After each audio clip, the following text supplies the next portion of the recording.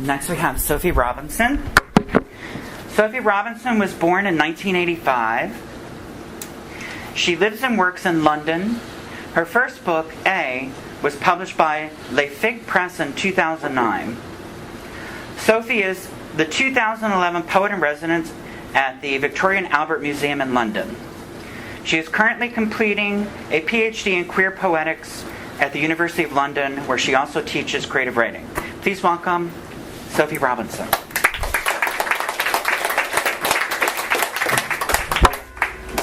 Thanks, CA, and thanks for having me. It's my first time in Philadelphia and my first pizzeria reading.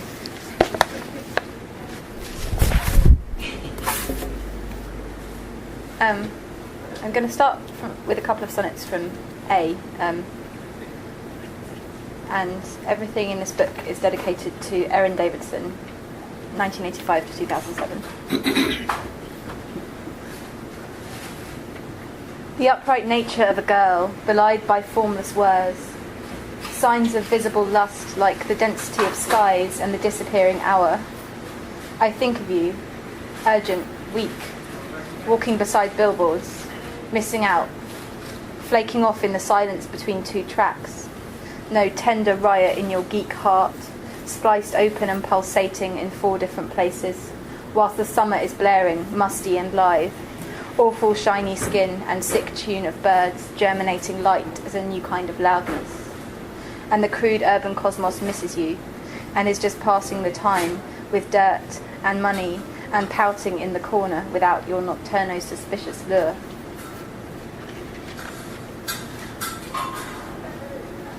Multi-digit spectators are writhing on the carpet, longing for autumn insanity. And metallic organs are wiped clean and can be oiled. And my phone can be dropped in shock in the middle of the street and will carry on working.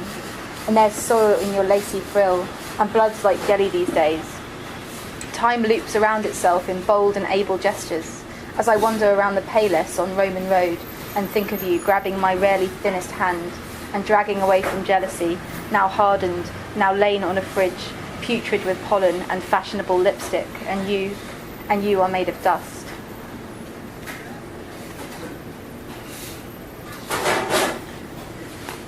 Juvenile concealer upon ill-fitting victim status. Q, I rise to say that my heart is only irritated, or is a machine made from human bones and a camera. But we eat camembert and memories here, not brains. So take your spider, my dusty angel, and go back to striving for a city's tender shit, with a liver to match, kneeling beside the rubble, beside the river, in a funk full of mute and ache and vodka, and with the feet of a bird tilt away from the interpretable world and warble, because you never call me anymore.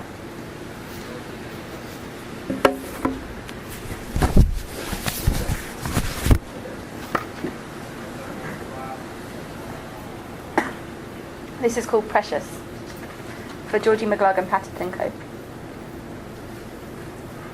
Above all things, I must remember to art, to wrap my children up in blankets like pigs to the slaughter, and to keep them, my sausages, in the fridge. That is where I like them the best. What is love but last year's hate? What is hate but last year's death, or travel card, or cardigan, or anything else you have to lose, to drop off the edge? At the sink, I have been silly with myself. In the past, I will admit, I have been careless. Blackouts. Tease me. Feed me neatly to your dogs. Do not let them gobble. Do not scratch yourself in public. You are as noisy and ineffectual as a travel hairdryer. Ma noisette, je te promets. Do not sadden, swallow till you vomit or bust wide open, but never, never not to art, to drink whiskey or play amongst the thighs of your favourite, your only horse, stabled, skin drunk. And this is the year that matters, or you will rot. I realise that my poems are really gross and not really compatible with eating. Lots of bodily fluids.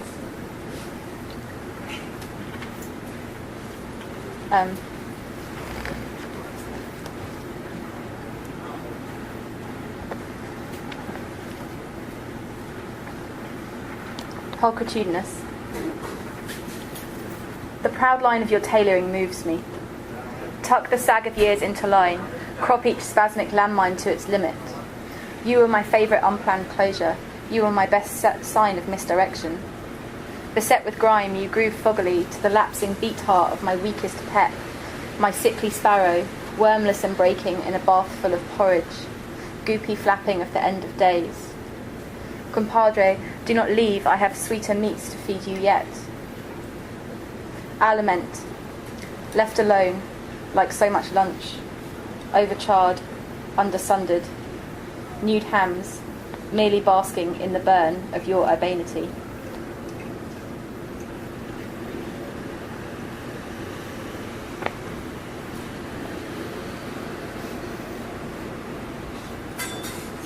Winded by love, for Georgie.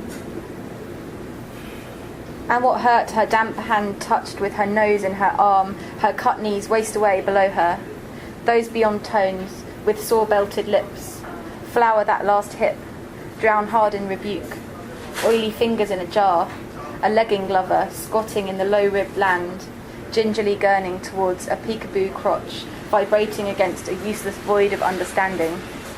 The owl's head hung at the sight of people going broken. Let my tape dispenser run long against your starred earlobe. You are a held place, and your palms beg me not to gaze. Swollen like dogs, we will live forever in this mess. Malachite bellies held proud and bare.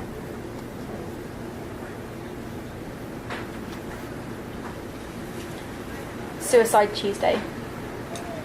I don't know if you have that phrase here. Suicide Tuesday is when you take drugs at the weekend, and then you think that you're fine, and then on Tuesday, you're not fine.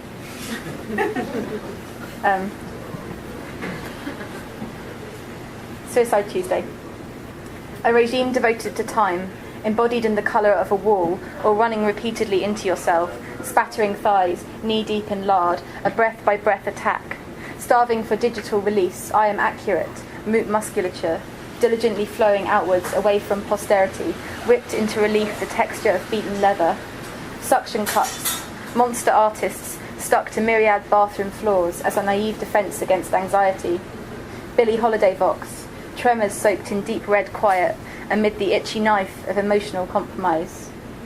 Inventories of abstracted feeling, burned as grids, as markers of claustrophobic unlovability, which, worn as a crown, demands the question, why am I here? What did my tidy heart want to witness?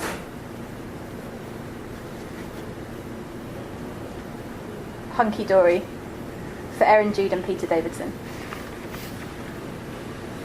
Struck acute, I dine alone and sad.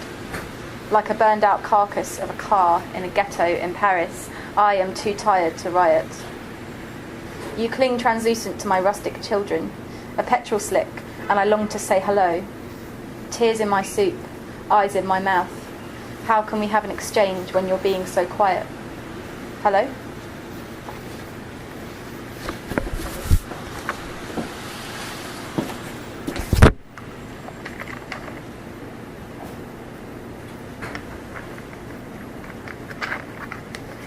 And I just want to finish with a few poems from a new project called Souvenir.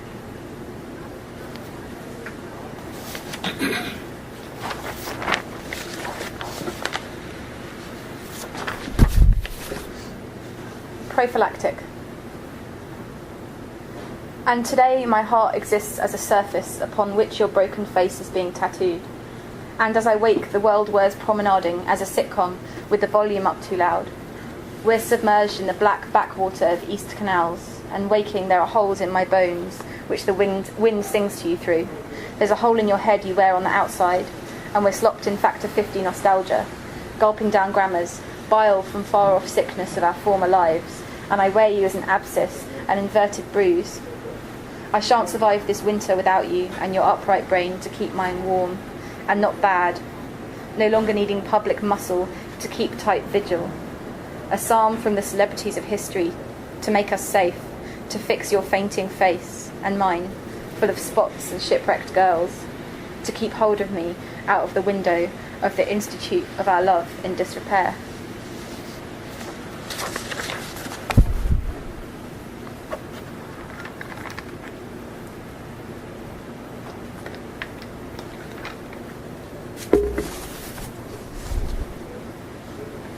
I alone.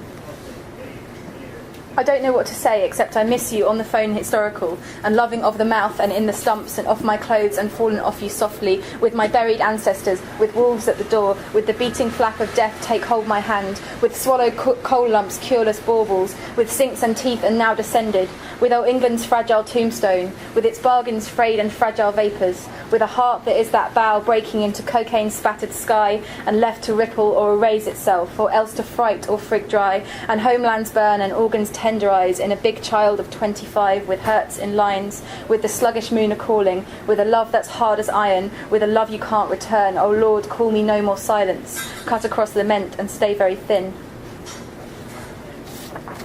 Memory gapes.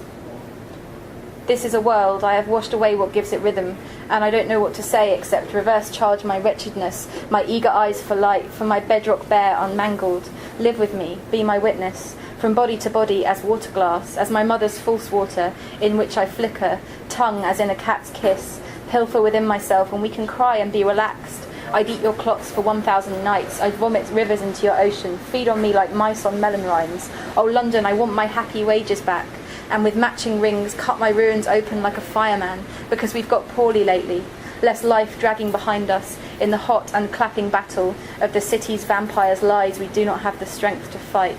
No.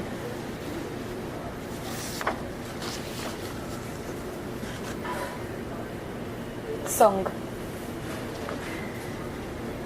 Like a pig in a pantry, I'm done glutting over you. Brown teddy, ruffled brow, multi-faith cathedral of your invert nipple. I'm a wounded sex soldier, orgasms defibrillation in the heart hospital, measly muscle slapped up. I'm a dead pig, you're fucking meat. Stuff me, I'm full sorry, drowned, lubed up for forgetting, stains on the mattress because you're missing from me. Your kindest vagina folds like a Buddha. Bite down, finger in, and think of you in winter, never to come in my arms again or come to any harm.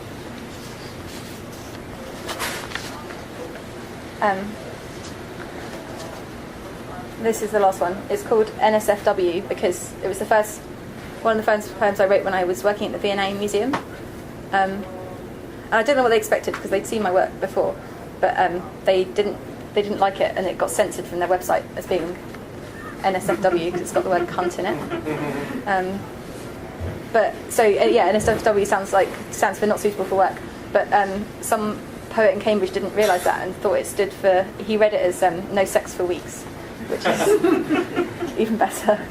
I think I decided I wanted that on my gravestone.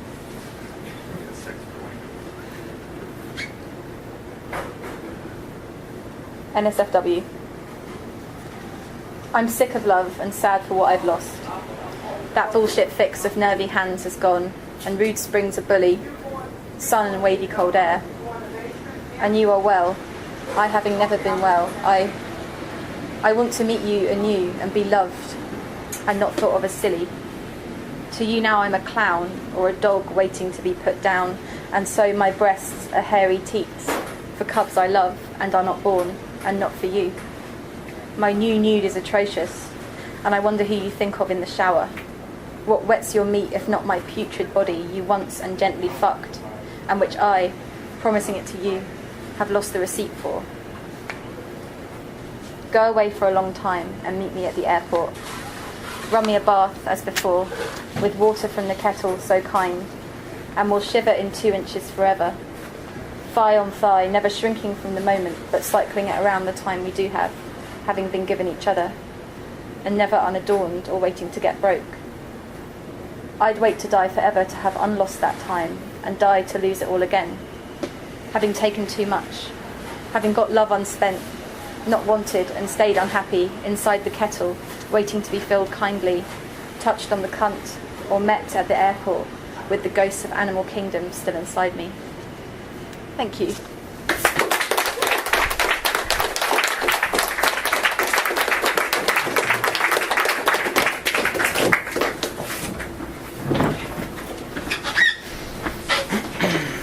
Thank you, Sophie.